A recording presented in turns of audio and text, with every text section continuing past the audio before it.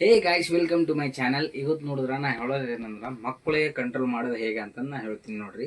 First point ಏನಂದ್ರ ಇವರಿಗೆ ನಾವು ಪ್ಯಾಂಪರ್ ಹಾಕ್ತೇವೆ. ಪ್ಯಾಂಪರ್ ಹಾಕಿದಾಗ ಪುರ್ಮನ ಮೈದಾನ ಮಾಡಲ್ರು, ಏಕಿ ಮಾಡಲ್ರು. ಸೆಕೆಂಡ್ ಪಾಯಿಂಟ್ ಏನಂದ್ರ ಆ ಪ್ಯಾಂಪರ್ ತೆಗಿತೀವಿ ನೋಡ್ರಿ, ತೆಗಿ ಮೈದಾನ ಮಾಡ್ತಾರ, ಟಾಯ್ಲೆಟ್ ಮಾಡ್ತಾರ. ಅದಲ್ಲ ಅಂತಂದು ಮತ್ತೆ ಪ್ಯಾಂಪರ್ ಇಲ್ದಾಗ ನಿಕ್ಕರ್ ಹಾಕ್ತೇವೆ ಅನ್ಕೋರಿ, ಅಂತ ಟೈಮ್ನಾಗ ಪುರ್ಮನ ಮಾಡ್ತಾರ.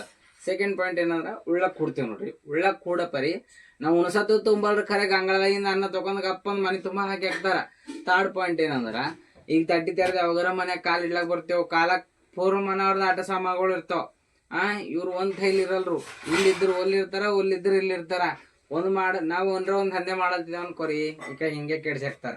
ಈಗ ನಾ ನಿಮಗೆ ಹೇಳತ್ತಿದೆ, ಅವ ನೋಡ್ರಿ ಏನ್ ಮಾಡಲ್ತಾನ, ಹಿಂಗಿರ್ತಾವ ಇವನ್ ದಂಧೆಗಳು. ಪರಗಳ ದಂಧೆಗಳು ಹಿಂಗೆ ಇರ್ತಾವ. ಇವ್ರಿಗೆ ಕಂಟ್ರೋಲ್ ಮಾಡೋದು ಏನ್ ಬಿರಲ್ಲ ನೋಡ್ಬೇಕು. ಒಳ್ಳ ತನಕ ಇವಾಗ ಇದೇನ್ರ ಕರೆಕ್ಟಾ? ಮಕ್ಕಳಿಗೆ ಕಂಟ್ರೋಲ್ ಮಾಡೋದು ಏನ್ ಬಿನೇ ಇಲ್ಲ.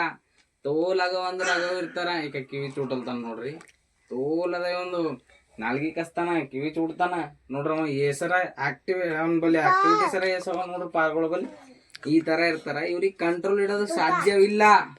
ಇವ್ರಿಗೆ ಕಂಟ್ರೋಲ್ ಎಂಬುದೇ ಸಾಧ್ಯನೇ ಇಲ್ಲ.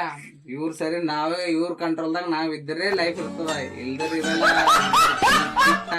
ನೋಡ್ರಿ.